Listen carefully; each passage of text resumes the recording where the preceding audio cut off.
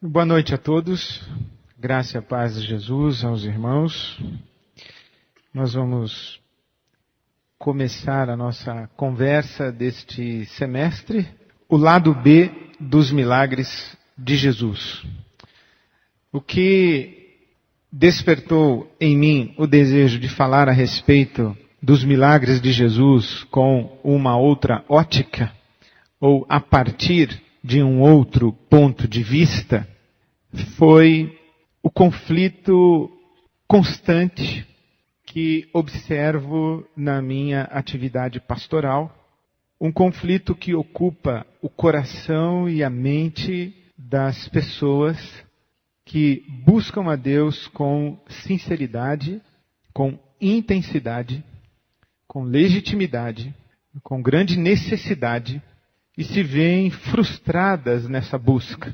E me procuram fazendo perguntas e trazendo seus questionamentos a respeito dos milagres e da realidade dos milagres. Este conflito que despertou o meu desejo de lhes falar a respeito dos milagres de Jesus está bem explícito, coincidentemente, num e-mail que eu recebi hoje, e me foi repassado por um amigo pastor, perguntando a minha opinião e uma sugestão de resposta a este homem aflito que escreveu o seguinte: por razões óbvias, protejo o remetente, mas o título que ele deu à sua mensagem foi "Sou pregador, tragédia pessoal". O e-mail diz o seguinte, data de hoje,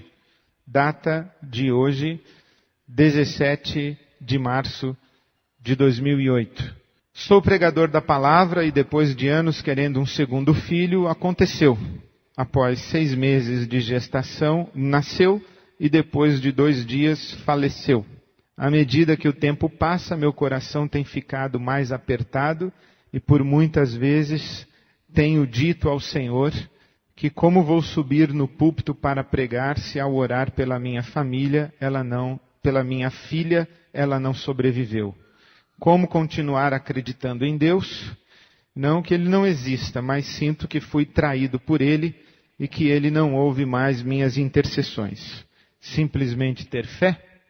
Então, nada mais explícito do que a angústia deste irmão, que eu não conheço, mas com sua dor me solidarizo e infelizmente posso testemunhar que ele não está sozinho. Ele não está sozinho. Há um sem número de pessoas que na angústia mais profunda buscou em Deus um milagre e o milagre não veio. E estas pessoas não descreram de Deus, mas sentiram-se traídas por Ele, sentiram-se negligenciadas por Ele em suas orações, entraram em um conflito a respeito de como viver de então em diante, como lidar com a expectativa frustrada de um milagre. Por que o milagre acontece com ele e não aconteceu comigo? Por que o milagre não acontece sempre? Enfim, o milagre é uma questão delicadíssima da nossa realidade. Para aqueles que estão de fora da necessidade e da realidade do milagre, no mínimo é um objeto de reflexão de fé. Para aqueles que estão do lado de dentro, não há palavras para descrever a sua dor e somente a oração pode ser uma palavra para responder à sua angústia e ao seu clamor. Então está explicitado por que conversar a respeito de milagres é relevante para nós hoje. O lado B dos milagres de Jesus é uma provocação. E a questão é qual é o lado A. O lado A, eu creio que pode ser descrito a partir de 4 afirmações. O lado A dos milagres de Jesus.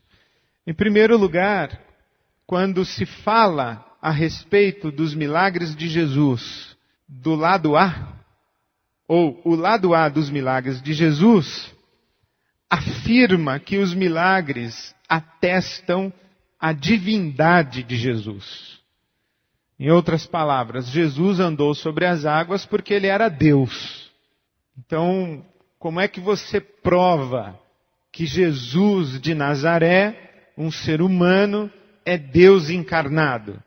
O lado A diz, simples, ele andou sobre as águas. Ele curou um cego. Então ele era Deus. Se ele fez o que fez, ele era Deus. E fez o que fez porque era Deus. Esta é uma afirmação do lado A, acredito eu, muito simplista, muito simplória, e daqui a pouco a gente vê por quê. Em segundo lugar, o lado A dos milagres de Jesus afirma ou suscita a expectativa de idêntica repetição. É comum que a gente ouça uma oração do tipo, assim como curaste aquele cego em Jericó, cura este teu servo. Como curaste aquela mulher, Ciro-fenícia, cura esta tua serva. Usar o casuísmo bíblico como plataforma para a resposta de Deus à necessidade contemporânea. Isto é, se Deus fez lá, Deus faz aqui. E se Deus fez lá, evidentemente Ele vai fazer aqui. Até há quem cite Hebreus, dizendo que Jesus é o mesmo ontem, hoje e eternamente. Então o Deus que fez milagres lá é o Deus que faz milagres aqui. E nós vivemos essa expectativa de idêntica repetição. O problema é que essa idêntica repetição é raríssima. Raríssima. É raríssima. É raríssima. É raríssima. Você não viu ainda alguém transformar a água em vinho numa festa de casamento. Ouviu? Você não viu ainda alguém andar sobre as águas. Ouviu? Então nós lemos, apesar da expectativa de idêntica repetição, nós lemos os milagres de Jesus, mas no lado A, nós atualizamos os milagres pelas possíveis aplicações práticas. Por exemplo, aquele que tiver fé vencerá qualquer dificuldade. Afinal, a fé remove montanhas. Então, remover montanhas não é uma coisa assim literal. É uma dificuldade. É superar um desafio pela fé. Não é bem assim remover montanhas. Então nós começamos a fazer aplicações práticas e figurativas dos milagres de Jesus, que é uma forma da gente atenuar o impacto da escassez de milagres conforme descritos em o Novo Testamento. E finalmente, o lado A estabelece os milagres como padrão para a experiência religiosa. E as pessoas dizem, se Deus não faz milagres hoje, para que serve Deus? Por que orar? Que vantagem temos nós, os que cremos, sobre os que não creem? Então parece que a razão para se crer em Deus é o milagre. Porque se eu creio em Deus, mas não tenho expectativa de milagre, então para que eu creio em Deus? Então o lado A do milagre vai afirmar que o milagre é a grande razão para a fé. E a grande razão para buscarmos a Deus. E porque o milagre é a grande razão para a fé e a grande razão para buscarmos a Deus, e nós o buscamos com a expectativa de repetição idêntica da fenomenologia do Novo Testamento, do ministério de Jesus, nós convivemos com essa fé e ao mesmo tempo com essa ilusão. Porque a gente tem expectativa, transforma o milagre na razão da busca de Deus, mas como o milagre é escasso, a gente atualiza com sentido metafórico para o milagre. Andar sobre as águas é realizar um feito impossível. E o milagre se torna muito mais uma metáfora do que um fato e um fenômeno. Então o lado A do milagre diz assim, Jesus andou sobre as águas porque era Deus.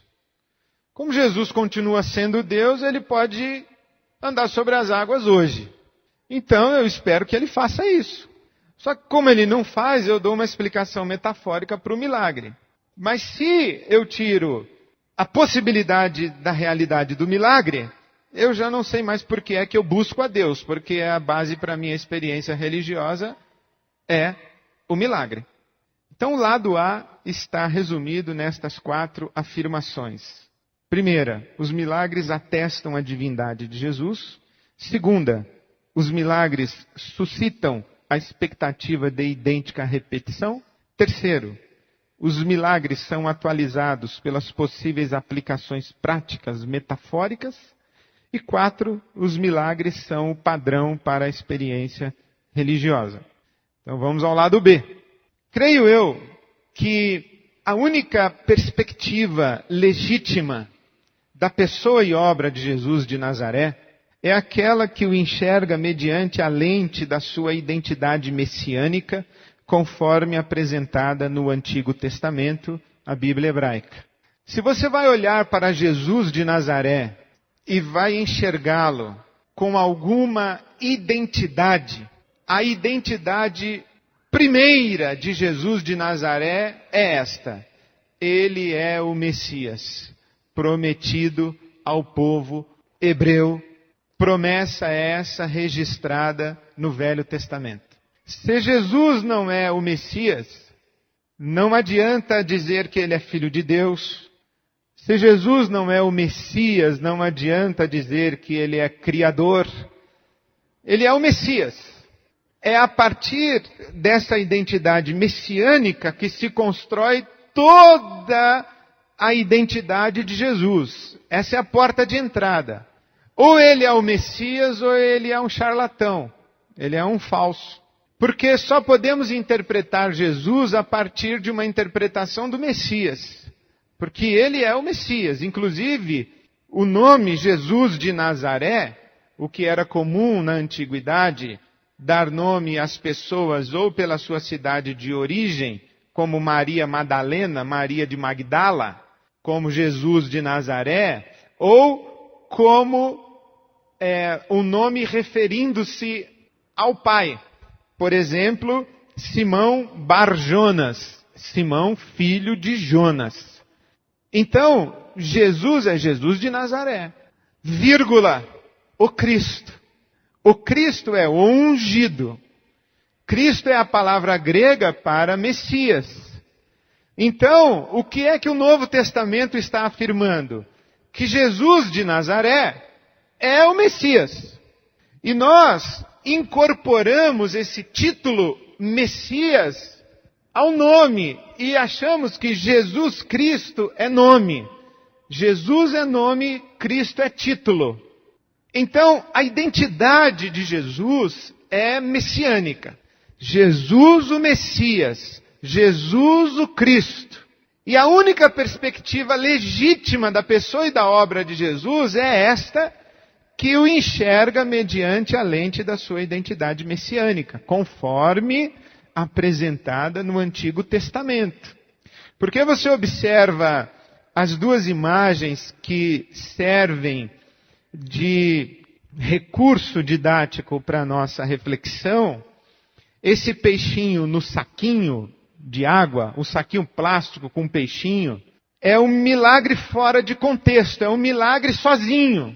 É Jesus curando um cego, Jesus curando um leproso ou 10 leprosos, é Jesus expulsando um demônio, é Jesus andando sobre as águas, é Jesus transformando água em vinho, é Jesus acalmando a tempestade, é Jesus multiplicando pães. Então Jesus multiplicou pães. E isso está aí dentro de um saquinho. E aí nós vamos construir uma expectativa ao redor desta afirmação. Jesus transformou pães. Agora, o que precisamos saber é que essa informação, Jesus multiplicou pães, esta informação ela está num contexto. Qual é o contexto? Qual é o oceano? O que é que está em volta da pessoa de Jesus e da obra de Jesus? A esperança messiânica de Israel. Israel está esperando o Messias. E Jesus entra em cena. e ele acredita e se afirma como Messias. E quando ele pergunta para Pedro, quem dizem os homens que eu sou? Ah, tu és Jeremias, João Batista, ou um dos profetas. E vocês dizem que eu sou quem? Ah, tu és o Messias. Ah, muito bem, Pedro, Simão. Muito bem, você acertou, eu sou o Messias. Então é no contexto da esperança messiânica que Jesus tem que ser enxergado. E tirar o milagre desse contexto é certa e absolutamente o primeiro passo para interpretar erroneamente o milagre e gerar falsas expectativas a respeito de Jesus em função da interpretação errônea do milagre. Há algo que é muito interessante, que talvez por um construto histórico, cultural, nós nos esquecemos que Jesus era judeu, que a identidade dele é judaica, construída na história do judaísmo, do Velho Testamento. E que ele só pode ser interpretado e bem interpretado a partir deste olhar do Velho Testamento. Então, por exemplo, na história da igreja, lá por volta do ano 400, surgiu aquele que é considerado o maior teólogo da história do cristianismo, fora os autores bíblicos. Agostinho de Hipona, Santo Agostinho, que era platônico, que tinha como cartilha paralela a teologia, a filosofia grega e platônica. Então veja que interessante, eu me lembro que numa das aulas no seminário teológico, fazia parte do meu calvário ouvir os seminaristas pregando. E eles então se submetiam ao calvário deles, que era a avaliação dos dois professores que estavam em sala de aula. E eu me lembro um dia que um deles disse, quero pregar no salmo que diz, minha alma engrandece ao Senhor, bendize a minha alma ao Senhor e tudo que há em mim bendiga o seu santo nome. Bendize a minha alma ao Senhor e tudo que há em mim bendiga o seu santo nome. Ele leu o salmo e disse, alma, o que é alma? Platão disse que alma... Ora, o texto é de um poeta hebreu e não pode ser interpretado pelo conceito de um filósofo grego. O rabino Abraham Heschel disse que quando os filósofos falam, os profetas se calam. Então o maior teólogo da história do cristianismo, Agostinho de Hipona, era platônico e leu Saulo de Tarso através da lente platônica, que há uma certa justificativa, porque o Saulo de Tarso foi educado dentro da cultura helênica e grega e fez uma mistureba danada da teologia do Velho Testamento com a filosofia grega, especialmente o estoicismo. Então, os historiadores contemporâneos dizem que Saulo de Tarso é responsável por fazer a síntese da teologia do Velho Testamento com o direito romano, com a filosofia grega. Então, Agostinho não estava tão errado ao usar Platão para ler Paulo ou Saulo. Mas, na minha opinião, ele não estava tão errado, mas estava muito errado.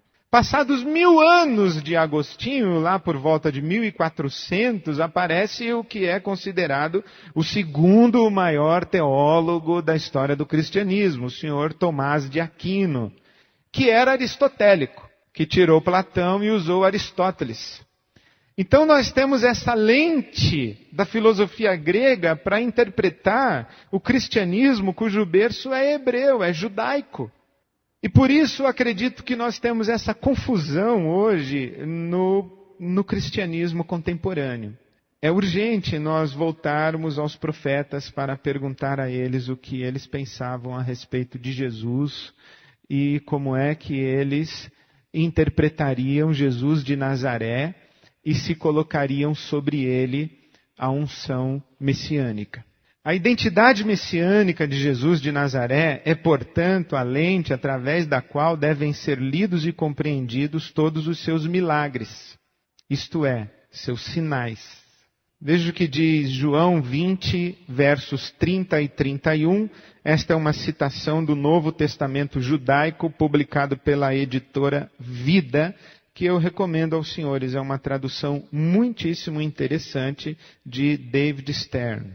O texto de João 20, 30 e 31, traduzido no Novo Testamento judaico, diz assim: Yeshua realizou muitos outros milagres na presença dos Talmidim, os discípulos, Talmidim, que não estão registrados neste livro, no Evangelho de João. Mas estes foram escritos para que vocês possam confiar que Yeshua é o Messias, o Filho de Deus, e que mediante essa confiança possam ter vida por causa de quem Ele é. Então quem é Yeshua? É o Messias. E por que é que João contou aqueles milagres do Yeshua? Para, através daqueles milagres, mostrar que aquele Yeshua era o Messias esperado. Então, a identidade messiânica de Jesus de Nazaré é, portanto, a lente através da qual devem ser lidos e compreendidos todos os seus milagres, que João chama de sinais. E você sabe que sinal não é um fim em si mesmo. O sinal aponta para um lado. Se é um sinal, o milagre não é para você ficar olhando para o milagre, é para olhar para onde o milagre aponta. E para onde o milagre aponta? Para a identidade messiânica do Yeshua, de Jesus. É como o ditado chinês, que diz que o sábio aponta para a lua, e o tolo, em vez de olhar para a lua, fica olhando para o dedo do sábio. Os milagres apontam para a identidade messiânica de Jesus. É para isso que nós temos que olhar. E olhando para Jesus como Messias, recebermos vida por causa de quem Ele é. O ungido, o Messias. Os milagres devem ser lidos e compreendidos como sinais da perfeita humanidade de Jesus de Nazaré em perfeita submissão a Deus o Pai. O que quero dizer com isso é que, em hipótese alguma, os milagres podem ou devem ser usados para apontarem a divindade de Jesus. Jesus não fez o que fez porque era Deus. Jesus fez o que fez porque era o homem perfeito em perfeita submissão ao Pai. Isso é essencial à fé cristã. Porque na qualidade de Deus, qualquer um faria o que Ele fez. Se eu fosse Deus, eu também andaria sobre as águas. Se eu fosse Deus, eu também teria autoridade sobre a lepra. Se eu fosse Deus, eu também teria capacidade de multiplicar pães. A questão é que Jesus, diz o apóstolo Paulo em Filipenses 2, esvaziou-se e assumiu a forma humana. É como se, na verdade, a interpretação teológica disso é que as prerrogativas de Deus não foram usadas durante o ministério terreno de Jesus. Digamos assim, traduzindo mais, os poderes divinos não foram usados. Os poderes divinos não foram usados. Em outras palavras, o que Jesus fez, Adão teria feito em plena submissão ao Pai. Veja o que Jesus diz em Lucas 4, 18 e 19, quando ele entra na sinagoga em Nazaré. O Espírito de Adonai está sobre mim. Portanto, Ele me ungiu para anunciar boas novas aos pobres. Ele me enviou para proclamar liberdade aos presos e recuperar a vista dos cegos, para libertar os oprimidos e proclamar o ano do favor de Adonai. Ele só faz o que faz porque o Espírito de Deus está sobre ele. Ele é humano, em forma humana, Jesus de Nazaré.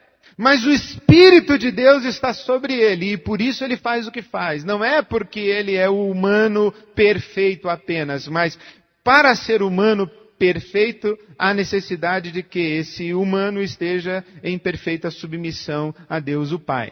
O debate ao redor da pessoa de Jesus de Nazaré se resume a apenas uma questão, sua identidade messiânica. É isso que está em discussão em o Novo Testamento. Por exemplo, se você quiser me acompanhar, eu passo a ler João capítulo 10, os versos 25 e 26. Leio sempre no Novo Testamento judaico. Yeshua respondeu-lhes: eu já lhes disse, mas vocês não confiam em mim. As obras que eu faço em nome de meu Pai testemunham a meu favor. Mas o motivo de vocês não confiarem é que não estão incluídos entre minhas ovelhas. Olha que ele diz: as obras que eu faço em nome de meu Pai testemunham a meu favor. Vocês não confiam em mim. O que é que eles não confiam? Não confiam que ele, o Jesus, é o Messias. E ele está dizendo: olha, as obras que eu estou fazendo mostram que eu sou o Messias. Mas vocês não acreditam nisso. João capítulo 10, versos 32 e 33. Yeshua respondeu-lhes: vocês me viram fazer muitas boas obras que retratam o poder do Pai. Por qual delas querem me apedrejar? Não vamos apedrejá-lo por nenhuma boa obra, mas por blasfêmia, porque você, um simples homem, se apresenta como Deus. Em hebraico, Elohim. Porque em João capítulo 10, versículo 30, ele disse: eu e o Pai somos um. E ele está dizendo: olha, as obras que eu faço demonstram que eu e o Pai somos um. Demonstram que o Espírito de Deus está sobre mim. Demonstram que eu sou o ungido. Demonstram que eu sou o Messias. Mas vocês não acreditam. João capítulo 10, os versos 37 e 38. Se eu realizo as obras que retratam meu Pai, não confiem em mim. Se eu não realizo as obras que retratam meu Pai, não confiem em mim. Mas, se as faço, então, mesmo que não confiem em mim, confiem nas obras, para que vocês possam entender de uma vez por todas que o Pai está unido a mim e eu estou unido ao Pai. Então, o que os milagres que aqui, nesse texto de João, são as obras que Jesus faz, estão dizendo? Que ele e o Pai são um. Que ele está unido ao Pai e o Pai está unido a ele. Que ele é ungido, que ele é o Cristo, que ele é o Messias. João capítulo 15, os versos 24 e 25. Ele está dizendo que aquela geração que com ele convive é inexcusável. E ele justifica. João 15, 24 e 25. Se eu não tivesse realizado na presença deles obras que ninguém mais fez, eles não seriam culpados de pecado, mas agora eles as viram e odiaram a mim e a meu Pai.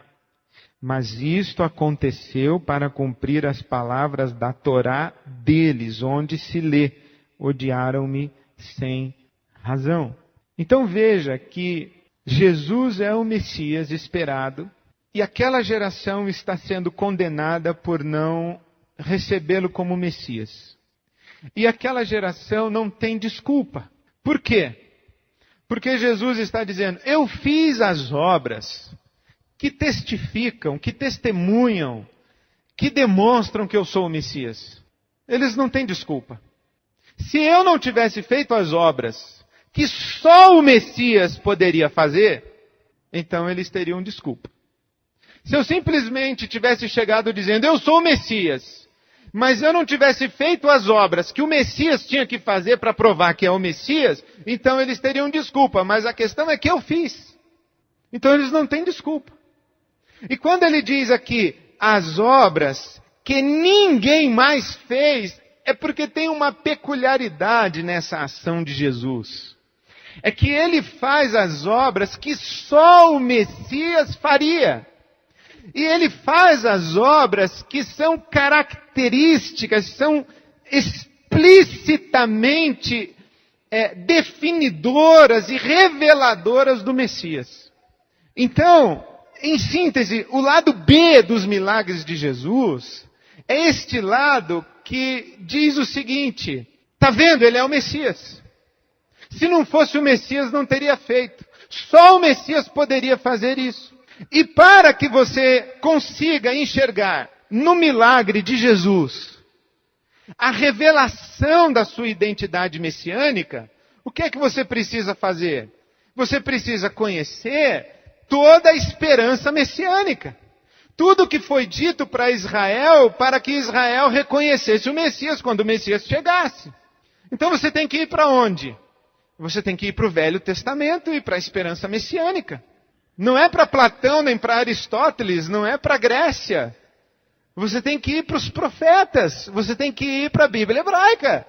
Porque é através desse contexto messiânico, ou nesse contexto messiânico, que você vai encontrar as dicas, os critérios, os aspectos de avaliação para verificar se esse Jesus aqui é de fato o Messias que diz que era. Eu cito este texto de Oscar Scarsani, A Sombra do Templo, as influências do judaísmo no cristianismo primitivo.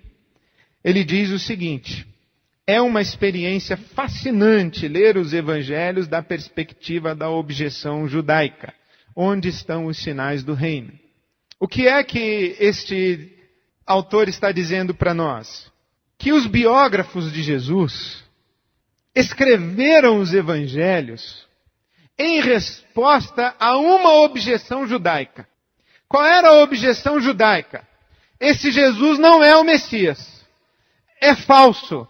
Os biógrafos disseram, pois nós vamos agora contar para vocês a história desse Jesus de um jeito que vocês não terão escapatória senão admitir que ele é o Messias. Então eles contam a história e escrevem a biografia de Jesus para dar resposta a essa pergunta. Onde estão os sinais do reino? Onde estão os sinais do reino messiânico? Então eles escrevem, um dia Jesus entrou numa festa e aí os serviçais vieram e disseram, acabou o vinho. Aí ele falou para a mãe dele, mulher, que tenho eu contigo, e disse ao maître, jogue a água fora e encha as talhas, né, com água da purificação e vou transformar em vinho e sirva, etc. E os discípulos estão dizendo, tá vendo? Isso é um sinal do reino. Isso é um sinal de que ele é o Messias. Então, a narrativa dos milagres serve para isso. Por quê? Lembram-se de João, capítulo 20. Estes foram escritos para que vocês possam confiar que Yeshua é o Messias. Mais uma vez, Scorsese. Nem Jesus, nem qualquer um de seus primeiros seguidores acreditava que esse reino pudesse se manifestar de forma inteiramente invisível, ou que nada tivesse acontecido ou mudado no mundo em consequência da unção de Jesus como Messias e do início de sua obra messiânica. Quando Jesus diz, eu sou o Messias, alguma coisa tem que acontecer diferente em volta. Por quê? Porque os seus seguidores acreditavam que alguma coisa visível, palpável, concreta aconteceria em volta do Messias. A pergunta feita pelos contemporâneos de Jesus de Nazaré a respeito de ser ele o Messias era, ele trouxe consigo a era messiânica? E o judaísmo ortodoxo até hoje não acredita que Jesus é o Messias. Que Jesus de Nazaré é o Messias. E qual é o grande argumento do judaísmo ortodoxo? É que Jesus não trouxe a era messiânica. Ele não protagonizou os sinais do reino. Que sinais?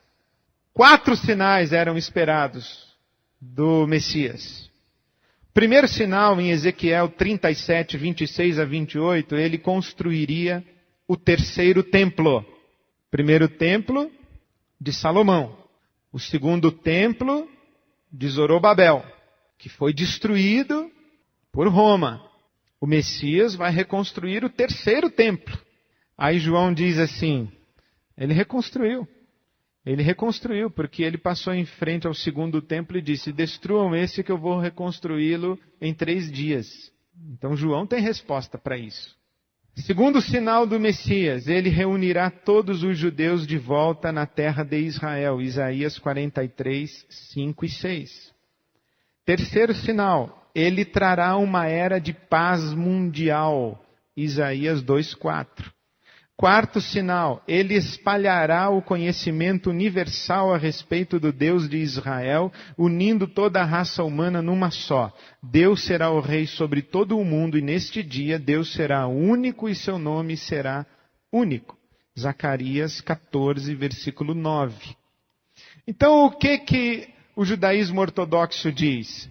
Aquele Jesus lá não era o Messias, porque ele não reconstruiu o terceiro templo, ele não reuniu todos os judeus de volta na terra de Israel, ele não implementou um império de paz mundial, e o Deus de Israel não é o único Deus em toda a terra. Então ele é falso. Como é que os teólogos cristãos vão responder a isso? Eles vão dizer o seguinte: a era messiânica Jesus trouxe sim. Então, cadê a era messiânica? Em primeiro lugar, a era messiânica será plena quando da segunda vinda de Cristo. Atos capítulo 3, os versos de 19 a 21, no Novo Testamento judaico. Capítulo 3, 19 a 21. Arrependam-se, portanto, e voltem-se para Deus, para que seus pecados sejam apagados, para que venham tempos de alívio da presença do Senhor, e Ele lhes mande o Messias designado de antemão, isto é, Yeshua. Ele deve permanecer no céu até a chegada do tempo para a restauração de todas as coisas, como Deus disse há muito tempo ao falar por meio dos seus santos profetas. Então, o que é que está explícito em Atos capítulo 3, no discurso de Pedro? É que a era messiânica será plena, e que Jesus está no céu, entronizado à direita do Pai, e quando chegar o tempo, ele será enviado para dar plenitude a todas as coisas. Então, ele é o Messias, mas a era messiânica está inaugurada, mas não está consumada. Segunda resposta, a era messiânica, ela começa após a ressurreição de Jesus. Atos 2, 32 a 36. Deus ressuscitou este Yeshua, e todos nós somos testemunhas disso. Além disso, ele foi exaltado à direita de Deus e recebeu do Pai a promessa, isto é, o Ruach HaKodesh, o Espírito Santo, e derramou esse dom que vocês agora veem e ouvem, porque Davi não subiu aos céus, mas ele diz, Adonai disse a meu Senhor, sente-se à minha direita até que eu ponha seus inimigos como escabelo para seus pés. Portanto, que toda a casa de Israel fique certa de que Deus fez dele, Yeshua, Senhor e Messias, a quem vocês executaram na estaca. Então, quando foi que a era messiânica teve início? Quando Jesus foi ressurreto, ascendeu aos céus, assentou-se à direita do Pai e ali inaugurou ou estabeleceu o processo de trazer de volta todos os seus inimigos para debaixo dos seus pés. E o último inimigo a ser vencido é a morte.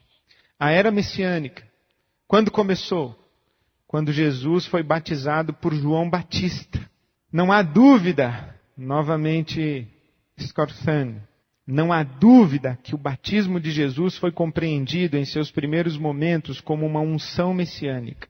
O batismo ministrado por João responde à pergunta, se Jesus era o ungido, o Messias, quando e como ele foi ungido? A resposta dos biógrafos de Jesus foi no batismo de João Batista, quando a voz do céu se pronunciou dizendo, este é o Messias, a ele ouvi, este é o meu filho, este aí. Foi aí que ele foi ungido Messias. Começa a era messiânica. Então, o que é que o Novo Testamento está dizendo? Os milagres são, na verdade, sinais. Isto é, não são fins em si mesmos, mas apontam em uma direção, a saber, Jesus de Nazaré é o Messias. que é que o Novo Testamento está dizendo? Jesus de Nazaré aparece dizendo assim: toda a esperança messiânica de Israel se cumpre em mim. Eu sou o Messias que vocês esperam. Levantam-se os israelitas que aguardam o Messias e dizem: mas onde estão os sinais da era messiânica? Aí Jesus diz: prestem atenção, porque a partir de agora vocês vão ver o céu aberto e os anjos subindo e descendo sobre mim. Aí ele começa: expulsa um demônio, cura 10 leprosos, cura uma mulher com fluxo hemorrágico, cura um cego, anda sobre as águas, acalma a tempestade, faz com que os porcos se precipitem no mar. Esses são os sinais da era messiânica que está inaugurada e será consumada, de acordo com o que lemos em Atos capítulo 3. Ele deve permanecer no céu até a chegada do tempo para a restauração de todas as coisas, como Deus disse há muito tempo ao falar por meio dos seus santos profetas. Atos 3, 21. Portanto, quando nós lemos um milagre de Jesus, a pergunta que devemos fazer é: o que esse milagre diz a respeito da identidade messiânica de Jesus? O que era esperado que o Messias fizesse e que Jesus fez com esse milagre? Como é que esse milagre aponta para Jesus dizendo: eis o Messias? Essa é a pergunta. Essa é a chave para você entrar nos milagres de Jesus. O lado A vai dizer assim: assim como o Senhor curou aquele cego, cura agora. O lado B vai dizer: mas quem foi que disse a você que o milagre feito por Jesus de Nazaré tem que se repetir hoje? Aquele milagre tinha uma função, dizer que ele era o Messias, e já fez a sua função, e já cumpriu a sua função, já disse que ele é o Messias. Por que é que você alimenta essa expectativa de idêntica repetição? Então você diz assim: ah, Jesus, faz o milagre de novo hoje. Aí vem o lado B e diz assim: mas você está buscando a Deus por causa do milagre? O milagre não é a razão pela qual você busca a Deus. O milagre diz que Jesus é o Messias. Você tem que buscar agora Jesus o Messias, não para receber um milagre, mas para receber a vida que o Messias tem para dar.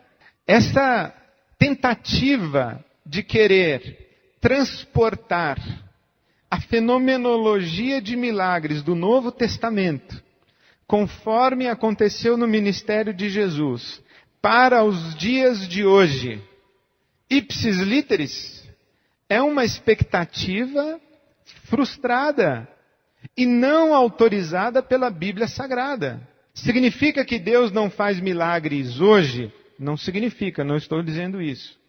Significa que Jesus não faz milagres hoje? Não, não significa, não estou dizendo isso. Eu só estou dizendo que quando você estiver lendo a Bíblia Sagrada e perceber que Jesus fez um milagre, pergunte-se: o que é que esse milagre diz a respeito do Messias? Está claro que Jesus é o Messias? Está. Então o milagre perdeu sua função. O que é que ganhou valor agora? O Messias. Uma placa que indica o autódromo de Interlagos não presta para absolutamente mais nada depois que você chega no autódromo de Interlagos. O problema é que nós chegamos no autódromo de Interlagos e queremos fazer coleção de placa. Não faz sentido. Nós estamos no autódromo de Interlagos dizendo assim: ai, que saudade daquela placa que eu vi quando eu estava na 23. Ai, que saudade daquela placa que eu vi quando estava na Marginal. Amigo, esquece a placa. Você já chegou no autódromo. O milagre dizia: Jesus é o Messias. E quem crer que Jesus é o Messias terá vida no Messias. Aí você encontra o Messias e em vez de buscar a vida no Messias, você quer o milagre. Aí eu me coloco na seguinte situação, de lado B. Você que está procurando o milagre, eu digo assim: para que você quer um milagre? Ah, eu quero um milagre porque eu estou sofrendo. Não, mas quem disse que para você que milagre é a resposta que eu tenho para o sofrimento? Quem disse a você que a resposta que eu tenho ao sofrimento humano é um milagre? A resposta que eu tenho ao sofrimento humano é o Messias, é o Cristo. O milagre foi a maneira, a linguagem que eu usei para mostrar para você que ele, Jesus, é o Cristo.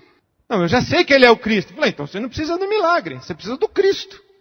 O milagre, que é um meio de autenticação da identidade messiânica de Jesus, se tornou o fim e a razão da nossa busca por Jesus.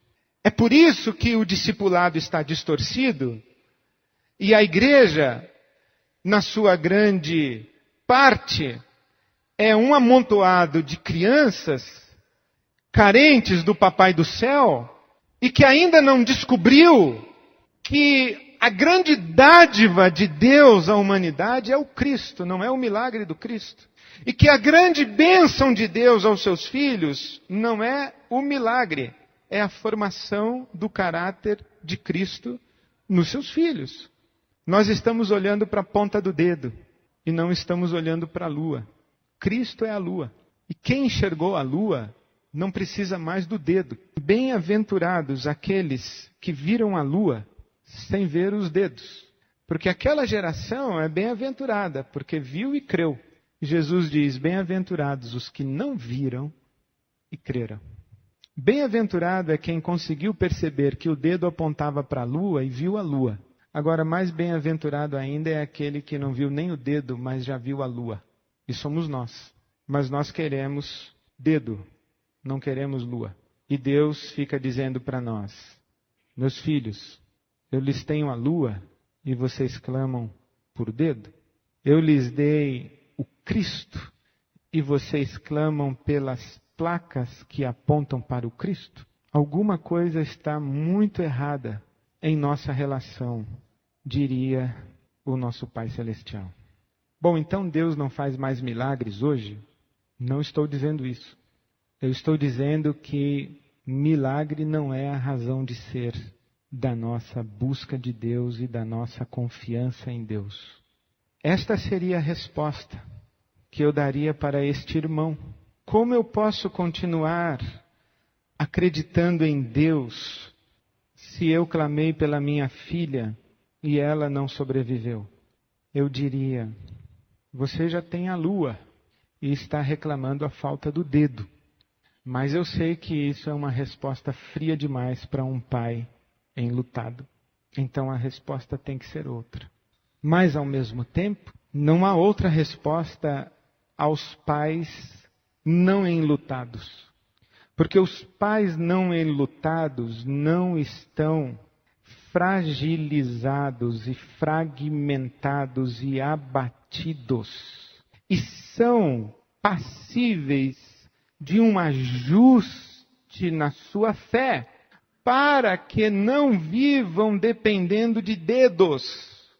E não entrem em crise de fé no dia em que lhes faltar o dedo, porque terão os seus pés fincados na lua. Não se consola pessoas enlutadas com teologia, mas não se faz afagos em pessoas que deveriam buscar a plenitude da sua humanidade, da sua sujeição a Deus o Pai, e deveriam se solidarizar com Cristo na sua obra redentora. Então vamos fincar os pés na lua para que possamos ajudar aqueles que estão em crise pela falta de dedo. E se um dia lhe faltar dedo, você já sabe, você tem a lua.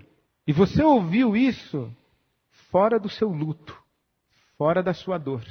O que me faz lembrar aquele ditado que diz, jamais duvide no escuro daquilo que você viu quando estava claro. Hoje está claro, eu entendi. No dia em que escurecer, eu não vou me perder. Eu vou saber por onde andar, porque eu já mapeei o chão enquanto está claro, enquanto estava claro. O que é que me proponho e pretendo fazer aqui neste primeiro semestre? Ler os milagres de Jesus, não todos, porque evidentemente não teremos tempo, mas ler os milagres de Jesus e tentar traduzir como estes milagres o identificam como Messias. na expectativa de que esta leitura da Bíblia Sagrada e dos milagres de Jesus sejam a cada leitura um dedo a nos apontar à lua, de tal maneira que saiamos com a nossa confiança na lua muito mais fortalecida.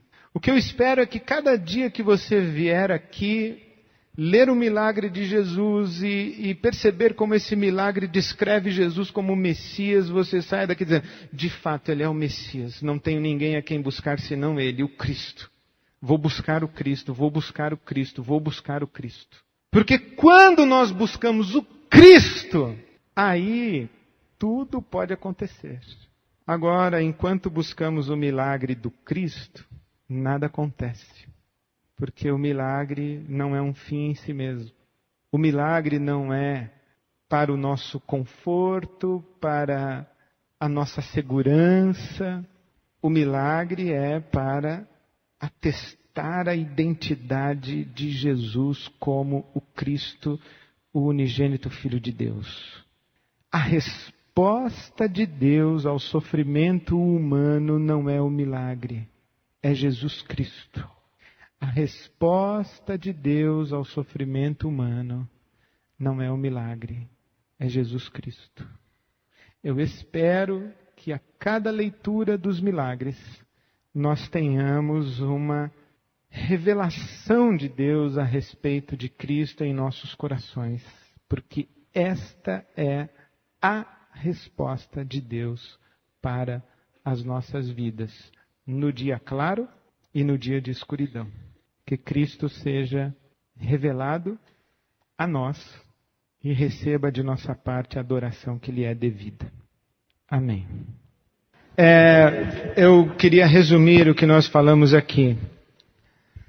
Se nós tentarmos explicar o que acontece hoje, usando os milagres de Jesus, vai dar errado. Porque o que acontece hoje é completamente diferente do que acontecia lá. Se nós tentarmos fazer com que acontecia lá se repita aqui hoje, vai dar errado. Porque não está repetindo. Não é que vai dar errado, já deu errado. Não está repetindo. Então nós temos que entender o que acontecia lá para saber como é que a gente se relaciona com Deus hoje. Essa é a minha proposta.